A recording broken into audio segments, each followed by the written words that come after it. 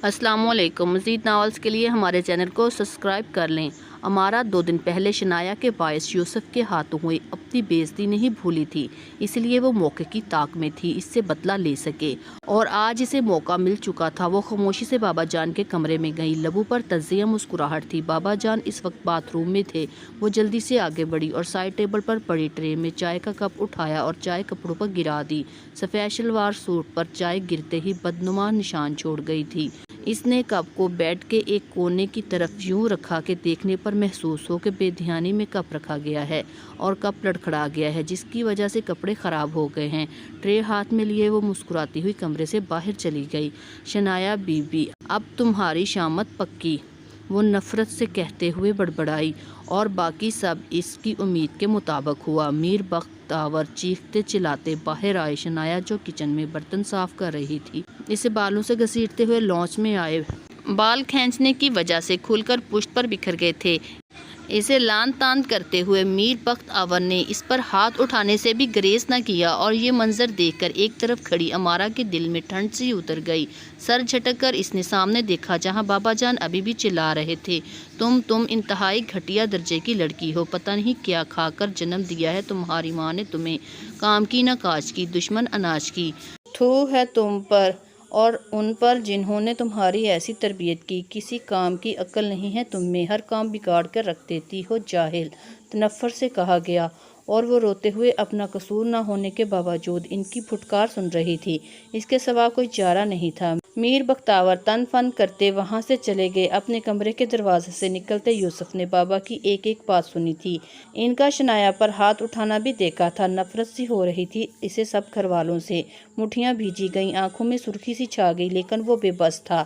بہن کو تو اس نے اسی دن ٹوک دیا تھا، لیکن اب سامنے بابا جان تھے، اور وہ ان سے کیا کہتا، کیسے ان کے سامنے شنایا کی حمایت کرتا اور کیا کہتا۔ اسے غصہ آنے لگا اپنی بے بسی پر کہ اس نے نکاح کیا تھا اس سے، اس کا مجازی خدا تھا وہ، پھر بھی اس کا محافظ نہیں بن پایا تھا۔ ایک نظر نیچے بے حال بیٹھی شنایا پر ڈالی، جس کا وجود ہچکیوں کی وجہ سے لرز رہا تھا، مڑ کر کمرے میں گیا اور غصے سے زوردار آواز میں دروازہ بند کر دیا۔ حویلی کے پچھلے لان میں شنایا نے واشنگ مشین لگا رکھی تھی، صبح سے لگی ہوئی تھی وہ۔ پہلے حویلی کے سب کام کیے، اس کے بعد سب جمعہ شدہ کپڑے لانڈری کرنے کے لیے پچھلے لان میں آ گئی۔ دوپہر 1 بجے کا وقت تھا، شدید گرمی اور کڑی دھوپ میں باہر 1 منٹ کھڑے ہونا محال تھا۔ حویلی کے افراد اس وقت اپنے اپنے کمروں میں محور استراحت تھے، اور وہ اس وقت کام میں مصروف تھی، پسینے میں شرابور، گرمی سے بے حال ہوتی نازک سی لڑکی، اور نہ جانے کتنے امتحان باقی تھے۔ کبھی اتنی سزائیں جھیلی تھی اس نے، دھیرے دھیرے وہ بے حس ہوتی جا رہی تھی، جسے اب اپنی ذرا بھی پرواہ نہیں تھی۔ وہ لڑکی جو ہر وقت نکسر کر تیار رہتی تھی، اب دوسروں کی عطر پہنے جسم جلاتی گرمی میں کام کرنے میں لگی ہوئی تھی۔ اب تو اسے خود پر بھی اپنے آپ پر بھی ترس نہیں آتا تھا۔ ہونٹ کا کنارہ سوجا ہوا تھا، کل دیوار سے ٹکرانے کے باعث ماتھے پر بنے زخم واضح تھے، اور اس کا ہاتھ جو جاتے جاتے میر بختیور اپنے پاؤں کے تلے کچل گئے تھے، اس کی انگلیاں چھلی ہوئی تھیں، لیکن اب وہ بے حس بنی سب کام سر انجام دے رہی تھی۔ کون جان سکتا تھا کہ یہ وہی لڑکی ہے جس کے ماں باپ اور بھائیوں نے تھیلی کا چھالا بنا کر رکھا تھا، جسے کبھی ایک کانٹا بھی چبھنے نہیں دیا تھا۔ اب وہ قسمت کے کیسے کیسے ستم جھیل رہی ہے۔ کپڑے سوکھنے کو ڈالے تھے اس نے، اور ہاتھ دھوتی ہوئی حویلی کے اندرونی حصے کی جانب بڑھی تاکہ لنچ کی تیاری کر سکے۔ حویلی کے پچھلی جانب کوئی دروازہ نہیں تھا، اس لیے پیچھے سے گھوم کر سامنے کے داخلی دروازے سے اندر جانا پڑتا تھا۔ اس نے دروازے کے ہینڈل پر ہاتھ رکھا جب بلا ارادہ نظر حویلی کے مین گیٹ پر پڑی۔ وہ وہیں مجمد ہوگی، قدم جم سے گئے، اسے اپنی آنکھوں پر یقین کرنا مشکل ہونے لگا۔ گیٹ کی سلاخوں کے درمیان سے باہر کا منظر نظر آ رہا تھا، جہاں سارم، ہاں سارم، اس کا جڑواں بھائی کھڑا تھا، گیٹ کیپر سے کچھ کہتا ہوا اس کی منتیں کر رہا تھا۔ وہ شاید شنایا سے ملنے آیا تھا، دل کے ہاتھوں مجبور ہو کر۔ 1 سال ہو چکا تھا اپنی بہن کو دیکھے ہوئے۔ آج اسے قسمت اس حویلی کے سامنے لے آئی تھی، جس کے قریب سے گزرنا اس خاندان کو گناہ لگتا تھا، اور اگر اس حویلی کے مکین اسے یہاں دیکھ لیتے تو شاید جان سے مار دیتے، لیکن وہ بغیر نتائج کی پرواہ کیے، بغیر کسی کو بتائے یہاں آ گیا۔ گیٹ کیپر بار بار اسے وہاں سے چلے جانے کو کہہ رہا تھا، لیکن سارم نے اس کے سامنے ہاتھ جوڑ دیے، اس کی منتیں کرنے لگا کہ شنایا سے ملوا دے، اگر ملوا نہیں سکتے کسی بہانے سے سامنے لے آئے، وہ ایک نظر اسے دیکھے گا اور خاموشی سے چلا جائے گا۔ شنایا کا دل چاہا بھاگ کر اپنے بھائی کے پاس چلی جائے، اس کے کندھے پر سر رکھ کر روئے۔ زوروں کی تار بے حساب، لیکن کس موڑ پر لے آئی تھی زندگی کہ اپنے بھائی سے ملنا تو دور کی بات، دیکھنے کی اجازت نہیں تھی اسے۔ شنایا کی آنکھیں بھیگ گئی تھی اپنی بے بسی دیکھ کر، بھائی کی طرف دیکھ کر۔ تبھی سارم کی نگاہ اس پر پڑی تھی، اور وہ جو سمجھتا تھا اپنی گڑیا کو ایک نظر دیکھ کر دل کی پیاس بجھ جائے گی، اس کا حال دیکھ کر تڑپ مزید بڑھ گئی، شائستگی میں مزید اضافہ ہوا۔ شنایا کے چہرے پر لگے زخم دیکھ کر وہ اذیت سے دورہ ہوتا چلا گیا۔ گیٹ کیپر نے اندر جا کر گیٹ بند کر دیا۔ سارم بھاگ کر گیٹ تک آیا۔ گڑیا وہ بے بسی سے چلاتے ہوئے رو پڑا، دونوں ہاتھوں سے سلاخوں کو تھاما اور بھیگتی پلکوں سے اسے دیکھ رہا تھا۔ وہ رو رہا تھا۔ شنایا کو دل کو کچھ ہوا، بے بسی کی انتہا پر جا کر وہ رخ موڑ گئی تھی کہ خود پر گزری ہر تکلیف برداشت کرتی ہے، لیکن بھائی کو اس حالت میں کیسے دیکھتی۔ رخ موڑے کانپتے ہاتھوں سے دروازے کو تھام کر اس کا سہارا لیتے ہوئے اندر جانے لگی تھی، جب کسی کی گرجدار آواز پر تھم گئی، تمہاری ہمت کیسے ہوئی ہماری حویلی کے قریب آنے کی؟ کس کی اجازت سے یہاں آئے ہو تم؟ سیف نہ جانے کس وقت وہاں آیا تھا۔ شنایا مڑی تو سامنے کا منظر دیکھ کر کرب سے آنکھیں مینچ لی۔ سیف سارم کا گریبان پکڑے خونخوار انداز سے اسے گھور رہا تھا، جبکہ سارم وہ تو اس کی طرف متوجہ ہی نہیں تھا۔ اس کی نظریں تو اپنی لاڈلی بہن کے زخمی چہرے پر جمی ہوئی تھی۔ دفع ہو جاؤ یہاں سے، اگر آئندہ اس حویلی کے آس پاس بھی بھٹکے تو ٹانگوں پر واپس نہیں جا سکو گے تم۔ نفرت سے اسے دھکا دیا سیف نے۔ سارم منہ کے بل گر پڑا، کپڑے مٹھی میں لتھڑ گئے تھے، لیکن وہ ابھی بھی شنایا کو دیکھ رہا تھا، جو بھائی کے گرنے پر تکلیف سے آگے بڑھی تھی، لیکن سائف کو دیکھ کر پھر رک گئی، کیونکہ سائف اب اسے گھور رہا تھا اور پھر دروازہ کھول کر تیز تیز قدموں سے اس کی طرف بڑھنے لگا۔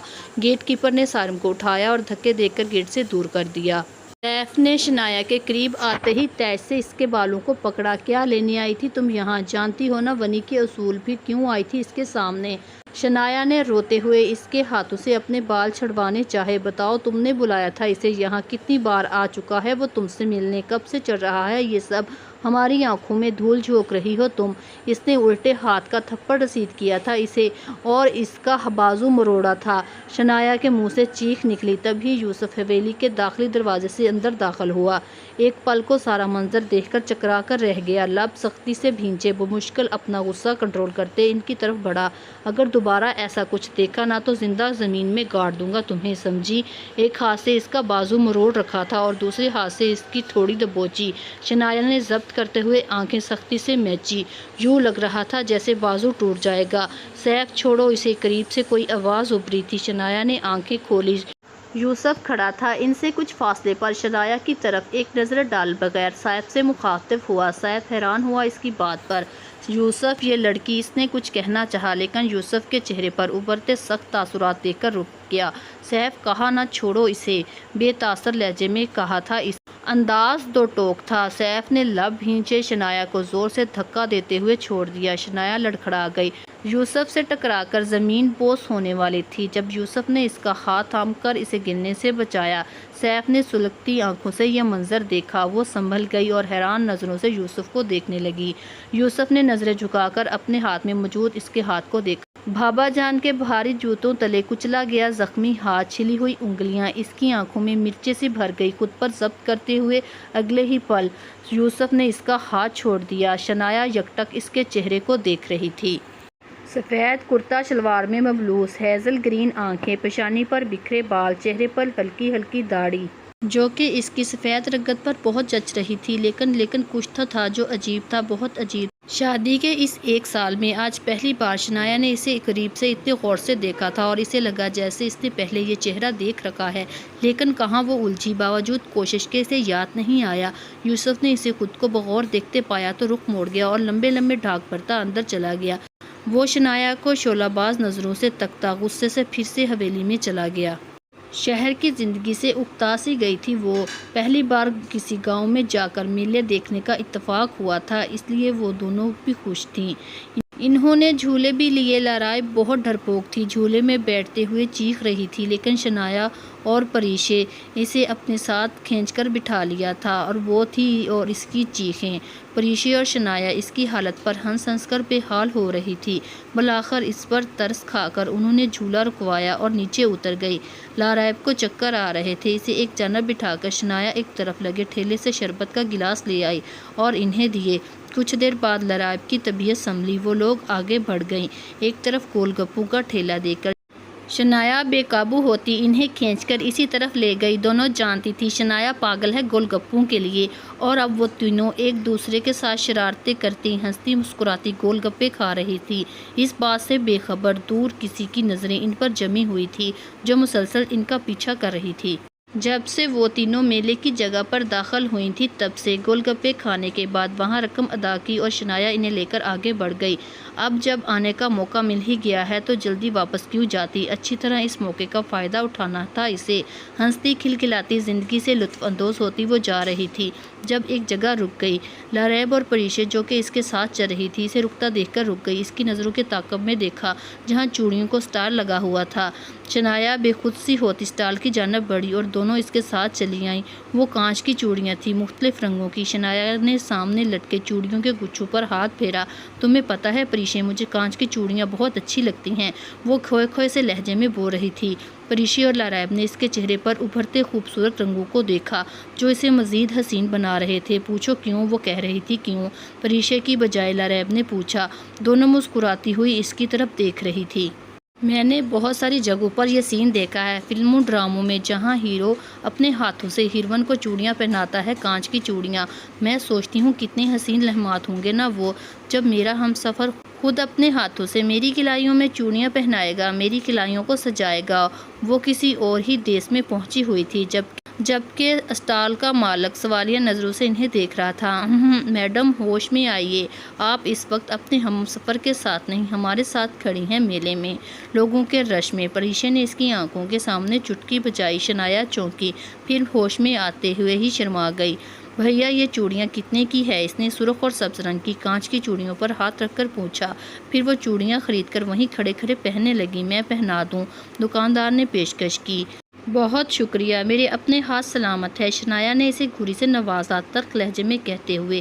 وہ پھر سے اپنے کام میں مصروف ہو گئی۔ چوڑیوں کو ہاتھ میں پہننے کے لیے وہ زور لگا رہی تھی، انہیں کلائی تک لے جانے کے لیے۔ تبھی دوسری جانب سے کوئی ایک دم اس کے سامنے آیا اور اس کی کلائی تھام لی۔ ہاتھوں کو کیوں اتنی تکلیف دے رہے ہو سونےو، لاؤ ہم پہنا دیتے ہیں چوڑیاں۔ خباثت بھری آواز ابھری تھی۔ شنایا نے جھٹکے سے سر اٹھایا۔ سامنے موجود شخص کو دیکھ کر غصے سے اس کا چہرہ سرخ ہو گیا، جبکہ اس شخص کے چہرے پر مسکراہٹ تھی، شیطانی مسکراہٹ، آنکھوں میں عجیب سی چمک لیے وہ اس کے چہرے کو دیکھ رہا تھا۔ شنایا کا ہاتھ ابھی تک اس کے ہاتھ میں تھا۔ شنایا نے اپنا ہاتھ کھینچ کر اس کی گرفت سے چھڑانا چاہا لیکن ناکام رہا۔ اب وہ اس کا ہاتھ تھامے چوڑیاں پہنا رہا تھا۔ ہاتھ چھوڑو میرا، غصے سے شنایا کی آواز کانپنے لگی، جبکہ لارائب اور پریشے حیران پریشان سچویشن کو سمجھنے کی کوشش کر رہی تھی۔ جہاں اتنا رش نہیں تھا اس لیے کوئی ان کی جانب متوجہ نہیں تھا۔ دکاندار نے ایک بار انہیں دیکھا ضرور، لیکن ان کے ہاتھوں میں بندوقیں دیکھ کر نظریں چرا کر اپنے کام میں مصروف ہو گیا، جیسے کچھ دیکھا ہی نہیں ہو۔ چھوڑنے کے لیے نہیں پکڑا، آخر حق بنتا ہے ہمارا یہ ہاتھ پکڑنے کا، بہت جلد یہ ہاتھ ہمیشہ ہمارے ہاتھ میں آ جائے گا۔ کہتے ہوئے اس نے شنایا کی دوسری کلائی تھام لی اور سرخ چوڑیاں زبردستی اس کی کلائی میں پہنانے لگا، جبکہ وہ مسلسل زور آزمائی کرتے ہاتھ چھڑوا رہی تھی۔ اپنی بے بسی پر آنکھوں میں آنسو آئے تھے۔ یہ بھول ہے تمہاری، تم کیا سمجھتے ہو اس طرح کی گھٹیا حرکتیں کر کے اپنے ان پالتو کتوں کو بندوقوں کے ساتھ میرے سامنے لا کر مجھے ڈرا لوگے، بھول ہے تمہاری۔ شنایا تنفر سے گویا ہوئی۔ وہ اس کی دونوں کلائیوں میں چوڑیاں پہنا چکا تھا لیکن ہاتھ ابھی بھی نہیں چھوڑا تھا۔ بہت غور سے اس کی گوری کلائیوں میں سجی سرخ اور سبز رنگ کی چوڑیاں دیکھ رہا تھا۔ بھول ہماری نہیں تمہاری ہے شنایا عبدالرحمن، کہ تم میر طاہر کی دلہن بن سکو گی، جس کے خواب آج کل تمہاری ان آنکھوں میں سجے ہوئے ہیں۔ ان خوابوں کو نوچ کر پھینک دو، یہی بہتر ہوگا تمہارے لیے، ورنہ ہم تمہاری یہ آنکھیں نوچ لیں گے۔ تم جانتی نہیں ہو ہمیں، میر سیف بختور ہیں ہم، جو چیز ہمیں پسند آ جائے اس پر ہمارا حق ہوتا ہے، صرف ہمارا۔ तुम छा गई हो इस दिल पर, पागल हो चुके हैं हम तुम्हारे लिए, और अब हमें कोई नहीं रोक सकता तुम्हें अपनाने से। दुल्हन तो तुम्हें हमारी ही बनना है, अपनी खुशी से या ज़बरदस्ती तुम्हारी मर्जी है। तुम्हें पाने के लिए हद हद से गुजर जाएंगे हम, ये याद रखना, सख्त लहजे में कहते हुए इसने एक हाथ की 2 उंगलियों से शनाया के रखसार को छुआ और फिर वही 2 उंगलियों अपने लबों से लगा लीं। शनाया को घिन आई इसके घटियापन से, नफरत से मुंह मोड़ लिया इसने। मीर यूसुफ वक्त ने तंजिया मुस्कुराहट लिए इसके चेहरे को देखा। बहुत जल्द मिलेंगे एक नए रूप में, एक नए रिश्ते के साथ, कहते हुए इसने आंख दबाई, फिर इसका हाथ छोड़कर अपने साथियों को लेकर चला गया। शनाया ने भरी आंखों से अपनी कलाइयों को देखा, फिर लारैब और परीशे को, जो हैरान और सवालिया निगाहों से इसे देख रही थी। फिर इसने गुस्से से एक तरफ मौजूद बड़े से पत्थर पर अपनी कलाइयों को मारा। छन से चूड़ियाँ टूट गई, कुछ इसकी कलाई को जख्मी कर गई, जो चूड़ियाँ बाकी बची थी इन्हें शनाया ने ज़ोर से खींचकर तोड़ दिया और आंसू साफ करती तेज़ी से वहाँ से भागती हुई निकल गई। परीशे और लराय भी इसके पीछे भागी थी। अभी कुछ देर पहले वो कितनी खुश थी और अब वो रो रही थी। कई लोगों ने इसे यूँ रोते हुए देखा, लेकिन वजह किसी को मालूम नहीं थी। शनाया रुको प्लीज़। लारैब ने इसे बाजू से पकड़कर रोका, जिसकी कलाइयों से अभी भी खून बह रहा था और आंखों से आंसू। क्या हुआ है यार, कौन था ये, क्या बकवास कर रहा था? परीशे ने इसके कंधे पर हाथ रखा। परीशे वेट यार। शनाया इधर देखो मेरी तरफ। चुप, बिल्कुल चुप, रोना नहीं, खामोश हो जाओ। लारैब ने इसके आंसू पर बहते शफाफ मोतियों को साफ किया। इसका वजूद लर्ज रहा था। यार प्लीज़ चुप हो जाओ, ऐसे रोने से क्या होगा? हमें बताओ क्या प्रॉब्लम है, कौन था वो? लारैब दोबारा इससे मुखातब हुई। परीशे भी परेशान सूरत लिए इसे तक रही थी। वो मीर बख्तावर का बेटा है, साथ वाले गांव से। हमारी और इनकी ख़ानदानी दुश्मनी चल रही है कई सालों से। संभलते हुए शनाया ने इन्हें बताना शुरू किया, वो सब जो किसी को नहीं बताया था, वो सब जो अपने दिल में छुपाए बैठी थी। इसने मुझे देखा था कहीं, पता नहीं कहाँ, तब से पीछे पड़ा है। जब से गांव आई हूँ 3-4 बार यूं ही मेरे रास्ते में आया है, मुझे धमकाता है कि मुझे हासिल करके रहेगा वगैरह वगैरह। शनाया ने अपनी ज़ख्मी कलाई को देखा। तो तुमने घर में किसी को नहीं बताया इसकी हरकतों का? परीशे ने हाथ में मौजूद टिशू से इसकी कलाइयों से खून साफ करते हुए पूछा। क्या कहती घर वालों से, क्या बताती इन्हें? तुम नहीं जानती हमारी दुश्मनी किस नौइयत की है। दोनों ख़ानदान एक दूसरे के खून के प्यासे हैं, मौका ढूंढते रहते हैं लड़ाई का, इसलिए किसी से जिक्र नहीं किया। बाबा और भाई को पता चला तो जान से मार देंगे इसे, और इसके बाद पंचायत के फैसले। मैं नहीं चाहती मेरी वजह से मेरे घर वाले किसी मुसीबत में मुब्तला हों। मैं नहीं चाहती कि मेरी वजह से कोई खून खराबा हो, इसलिए नहीं बताया। सोचा मुझे जल्दी वापस चले जाना है तो ये मामला यहीं ख़त्म हो जाएगा, लेकिन इसकी बदतमीज़ियाँ बढ़ती जा रही हैं। आंसू फिर उबलने लगे। वो दोनों भी परेशान हो उठी। अच्छा बस, टेंशन न लो, सब ठीक हो जाएगा, अब रोना नहीं, बस चुप। परीशा ने इसे अपने साथ लगाया। शुक्र के वहाँ कोई नहीं था, सब लोग इस वक्त मेले में थे तो गली सुनसान थी। कुछ देर बाद शनाया की हालत समझी। 3 दिन रह गए थे, फिर मुझे हॉस्टल चले जाना है।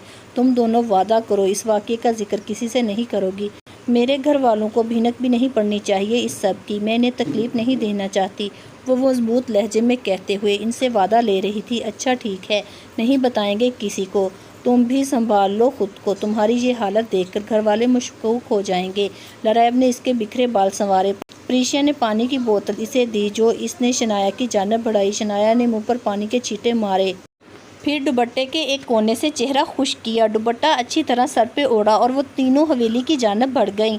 वो शहर वापस आ चुकी थी। तमाम स्कूल, कॉलेज, यूनिवर्सिटियां ओपन हो चुके थे। फिर से वही लगी बंदी रूटीन चल निकली। जब से शनाया पर गर्ल्स ग्रुप का हिस्सा बनी थी, लकी इनके ग्रुप से निकल गया था। ख़ास तौर पर तब जब से इसने शनाया को खेतों में देखा था। इसे मालूम हुआ था कि शनाया मीर अब्दुर्रहमान की बेटी है। वो सबसे दूर रहने लगा। अरमान से इसकी दोस्ती ज़्यादा थी और वो अरमान से भी तभी मिलता जब वो ग्रुप से अलग होता। अरमान इसके दिल की हालत जानता था, इसकी धड़कन जिसके लिए धड़कने लगी थी। अरमान इससे बाखबर था, क्योंकि लकी का छुप छुप कर शनाया को देखना इससे छुपा नहीं रह सका। लकी खुद को हाशाश बशार रखने की कोशिश करता, लेकिन बेहतरीन दोस्त अंदर का हाल पढ़ लेते हैं। अरमान भी इसकी उदासी को भांप गया था। वो खूबसूरत जज्बा जो अभी पनपने लगा था, वो दुनिया का हसीन तरीन एहसास جو اس خوبصورت نوجوان کے سینے میں سر اٹھانے لگا تھا وہ کہیں مرجھا سا گیا تھا۔ اس کے لب ابھی مسکرانا سیکھ رہے تھے، لیکن یہ حقیقت اسے پھر سے سنجیدگی خول میں قید کر گئی تھی۔ وہ شنایا سے کترانے لگا، اس کے سامنے آنے سے جھجکنے لگا۔ نہ جانے کیوں بزدل نہیں تھا وہ، ڈرتا نہیں تھا کسی سے، لیکن وہ خود کو اور شنایا کو اس آزمائش میں ڈالنے کا حوصلہ نہیں رکھتا تھا۔ اپنے علاقے کے روایت کو اچھی طرح جانتا تھا، محبت کے انجام سے بے خبر نہیں تھا۔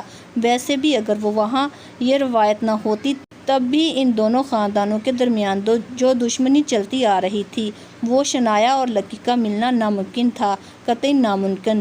ان دونوں کے گھر والے انہیں زندہ دفنا تو دیتے لیکن کبھی اس کے رشتے کے لیے راضی نہ ہوتے، اسی لیے اس نے اظہار نہیں کیا شنایا سے، اسے اپنے جذبات نہیں بتائے کہ خود تو اسے محبت کی آگ میں جلنا تھا۔ محبت کا جرم جو اس کے دل سے سرزد ہوا تھا، اس کی سزا تو ملنی تھی، لیکن اس معصوم لڑکی کو کیوں وہ بلا وجہ اس جہنم میں دھکیلتا، اور پھر کچھ عرصہ پہلے ہی اس کی منگنی ہو چکی تھی اس کے تایا زاد کے ساتھ، اور ظاہر سی بات ہے اس نے کچھ خواب سجائے ہوں گے اس لڑکے کے لیے۔ جب بھی وہ اپنے ہم سفر کا خیال ذہن کے پردے پر دستخط دیتا ہوگا تو خود بخود اس لڑکے کا چہرہ اپنی آنکھوں میں عکس پڑ کر ابھرتا ہوگا، تو وہ کیسے اپنی خوشی کے لیے اس کے خواب توڑ دے، اس کی خوشیاں چھین لے۔ اس راہ میں تو اذیت ہی اذیت تھی، اس لیے اس نے فیصلہ کیا تھا وہ اس کے لیے اذیت کا باعث نہیں بنے گا، کبھی اس سے اپنے دل کی بات نہیں کہے گا۔ اس کی محبت یک طرفہ تھی اور یک طرفہ ہی رہے گی، شاید یہی نصیب میں لکھا تھا، لیکن اس بات سے بے خبر کہ اوپر جو بیٹھا ہے نا وہ سب کا مالک ہے، سب کا پروردگار۔ اس کے لیے کچھ ناممکن نہیں، ممکن ناممکن کے جھمیلے صرف انسانوں کے لیے ہے، لیکن جن میں وہ الجھتا ہے اس پاک ذات کو تو صرف کن کہنا ہے، پلک جھپکتے ہی ناممکن ممکن میں تبدیل ہو جاتا ہے۔ بے شک وہ جو چاہے کرنے پر قادر ہے۔ آج اس کا برتھ ڈے تھا، نہ جانے کیوں آج قسمندی سی تھی، یونی جانے کو دل نہیں چاہ رہا تھا۔ پہلے ہر برتھ ڈے حویلی میں گزرتا تھا اس کا، اپنوں کے ساتھ گزار کر ہر جنم دن اس کے لیے یادگار ہوتا۔ اس دن اس کی ہر خواہش پوری ہو جاتی، تینوں بھائی ماں جی بابا اس دن اس کے ساتھ ہی رہتے اور وہ ان سے گفٹس کے نام پر خوب گفٹس بٹورتی۔ حویلی میں اس کا کمرہ بھرا پڑا تھا ان گفٹ سے، لیکن اس بار وہ حویلی نہیں جا سکتی تھی کیونکہ اس کا برتھ ڈے بدھ کو تھا اس بار۔ کاش برتھ ڈے اتوار کو ہوتا۔ منہ بسورتی بڑبڑاتی ہوئی وہ بستر سے اٹھی، کھلے بالوں کو جوڑے میں لپیٹا، سلیپر پہنے ڈھیلے قدموں سے واش روم کی جانب بڑھی۔ وائٹ ٹراؤزر پر گھٹنوں تک آتی پرپل قمیص کے ساتھ وائٹ دوپٹہ سلیقے سے کندھے پر جمائے وہ یونی میں داخل ہوئی اور گراؤنڈ کی طرف بڑھی تاکہ اپنے گروپ تک جا سکے، جب ایک دم ٹھٹک کر رک گئی۔ یونی کی بلڈنگ کے سامنے ایک بورڈ رکھا ہوا تھا جو کافی بڑے سائز کا تھا اور اس پر شنایا کا چہرہ پینٹ کیا گیا تھا، اور اتنے خوبصورت طریقے سے پینٹ ہوا تھا کہ کسی تصویر کا گمان ہوتا۔ اس کے ساتھ خوبصورت رنگوں کے امتیاز سے ہیپی برتھ ڈے لکھا ہوا تھا۔ شنایا مسحور سی چلتی ہوئی اس بورڈ تک آئی۔ خلاف معمول آج یونیورسٹی کے گراؤنڈ میں کوئی بھی نظر نہیں آ رہا تھا، سناٹا یوں تھا جیسے کوئی یہاں موجود ہی نہیں۔ شنایا بے خود سی اس پینٹنگ کو دیکھ رہی تھی، اسے احساس ہی نہیں ہوا کہ یونی کے اسٹوڈنٹ کب اس کی پشت پر کچھ فاصلے پر آ کر کھڑے ہوئے۔ سب سے آگے اس کا اپنا گروپ تھا۔ وہ چونکی تب جب سب مل کر ایک آواز میں ہو کر ہیپی برتھ ڈے گانے لگے، ساتھ میں ہلکی ہلکی کلیپنگ بھی جاری تھی۔ شنایا نے مڑ کر دیکھا اور پھر اس کا چہرہ کسی کوسے قزاق کے مانند مختلف رنگوں سے سج گیا۔ خوشی، حیرت، بے یقینی، کیا کچھ نہیں تھا اس کے انداز میں۔ منہ پر ہاتھ رکھے ابھی بھی وہ بے یقین سی کھڑی تھی۔ کیا ہوا، ایسے ہکا بکا کیوں کھڑی ہو؟ پریشی اور لیبا ہنستی ہوئی اس کے قریب آئی۔ مجھے یقین نہیں آ رہا، اتنا سب کچھ میرے لیے، یہ پینٹنگ، اٹس امیزنگ۔ خوشی اور ایکسائٹمنٹ کی وجہ سے اس کا بولنا محال ہونے لگا۔ ابھی تو اور بہت کچھ باقی ہے میری جان، ویٹ اینڈ واچ۔ لیبا نے آنکھ دبائی۔ تبھی ارمان پیچھے سے ایک ٹرالی گھسیٹتا ہوا لایا جس پر خوبصورت کیک سجا تھا۔ چلو برتھ ڈے گرل، کیک کاٹو جلدی، شاباش۔ ارمان نے چھری اسے تھمائی۔ شنایا اس کی بات پر مسکرائی اور چھری تھام لی، ایک نظر اپنے ارد گرد موجود مجمع پر ڈالی۔ بلا شبہ یونیورسٹی میں اس انداز میں کسی کا برتھ ڈے نہیں منایا گیا تھا، لیکن شنایا کو یہ اعزاز حاصل ہوا تھا۔ اس کے جنم دن پر ساری یونیورسٹی کے اسٹوڈنٹ موجود تھے، جس کی ایک وجہ شنایا کا اچھا اخلاق تھا اور دوسری وجہ ایک ایسا شخص تھا پوری یونی جس کی فین تھی۔ لڑکے ہوں یا لڑکیاں سب اس پر مرتے تھے، اس کا احترام کرتے تھے، لیکن وہ صرف ایک وجود سے محبت کرتا تھا، ایک ہی لڑکی سے جو اس کی دل پر دسترس حاصل کرنے میں کامیاب ہو چکی تھی اور اس کا برتھ ڈے یادگار بنانا چاہتا تھا۔ لیکن افسوس وہ لڑکی اس بات سے بے خبر تھی وہ کسی کی بے پناہ چاہتوں کی اکلوتی وارث ہے۔ ارمان نے اپنی دائیں جانب بہت سارے اسٹوڈنٹ کے پیچھے کھڑے لکی پر نظر ڈالی اور اسے اشارے سے اپنے قریب آنے کو کہا، لیکن لکی نے نفی میں سر ہلاتے انکار کر دیا۔ وہ آج بھی اس کے سامنے نہیں آنا چاہتا تھا، اس کے قریب جانے پر کہیں اس کا دل اس سے بغاوت نہ کر بیٹھے، کہیں وہ خود سے کیا ہوا وعدہ نہ توڑ بیٹھے، اس لیے دور ہی سے شنایا کے چہرے پر ابھرتے مختلف رنگوں کو دیکھتا رہا۔ البتہ اس نے اپنا کیمرہ ارمان کے حوالے کر دیا۔ ارمان نے اس میں شنایا کی کچھ تصویر لی۔ وہ نہیں مل سکتی تو کیا ہوا، وہ اسے تصویروں میں تو دیکھ پائے گا نا۔ ہم نے تمہیں چاہا مگر تمہیں پانے کی چاہ نہیں کی عملی تصویر تھا۔ کیک کاٹنے کے بعد سب اپنی اپنی کلاسز میں چلے گئے۔ پروفیسر ابھی کلاس میں نہیں آئے تھے، اکا دکا اسٹوڈنٹ موجود تھے۔ شنایا مسکراتی ہوئی اپنی سیٹ پر آئی۔ بلا شبہ اسے یہ سرپرائز بہت پسند آیا تھا۔ صبح وہ جتنی ہی اداس تھی، اب اتنا ہی موڈ خوشگوار ہو چکا تھا، اتنی محبت پانے پر سرشار تھی وہ۔ اس نے ٹیبل پر بیگ رکھا کہ ایک دم رکی۔ اس کی سیٹ پر سرخ گلاب اور لیلی سے سجا بوکے پڑا تھا۔ وہ ذرا حیران ہوئی اور آگے بڑھی، بوکے اٹھایا۔ پرلز گروپ نے اسے گفٹ دے دیا تھا، پھر بھلا یہ کس کی طرف سے ہے؟ اس نے سوچتے ہوئے بوکے الٹ پلٹ کر دیکھا، کوئی چٹ کوئی کارڈ کچھ بھی نہیں ملا اس میں۔ شنایا الجھی، تبھی اس کا موبائل وائبریٹ ہوا۔ شنایا نے ایک ہاتھ میں بوکے تھامے، دوسرے ہاتھ میں ٹیبل پر موجود سیل فون پکڑا، اسکرین روشن کی۔ کسی انجان نمبر سے میسج تھا۔ شنایا نے میسج اوپن کیا، پھولوں سے نازک لڑکی کے لیے، اس کے جنم دن پر پھولوں کا تحفہ، اس شخص کی طرف سے جس کے دل کی وہ مالک بن بیٹھی ہے۔ وہ اپنی ملکیت سے بے خبر ہے۔ شاید تمہارے لیے میری طرف سے پہلا اور آخری گفٹ ہوگا، ایک حقیر سا نذرانہ۔ ہو سکے تو قبولیت کا شرف بخش دینا اسے۔ سامنے نہیں آنا چاہتا، ڈرتا ہوں، اظہار محبت نہیں کرنا چاہتا ہوں، خوف زدہ ہوں تمہارے انکار سے، تمہارے اقرار سے بھی، کہ تمہارا انکار میں برداشت نہیں کر پاؤں گا اور تمہارا اقرار زمانہ نہیں برداشت کر سکے گا، اسی لیے اب یہی قصد کیا ہے۔ خاموشی سے تمہیں چاہوں گا، اس چاہت میں مر جاؤں گا، پر سامنے نہیں آؤں گا، نہ پیار کبھی جتاؤں گا، تیری عزت دل میں یوں ہی ہے نا، بدنام تجھے نہیں کروں گا، چپ چاپ یوں ہی رہ جاؤں گا، قسمت سے مات کھا جاؤں گا۔ From Y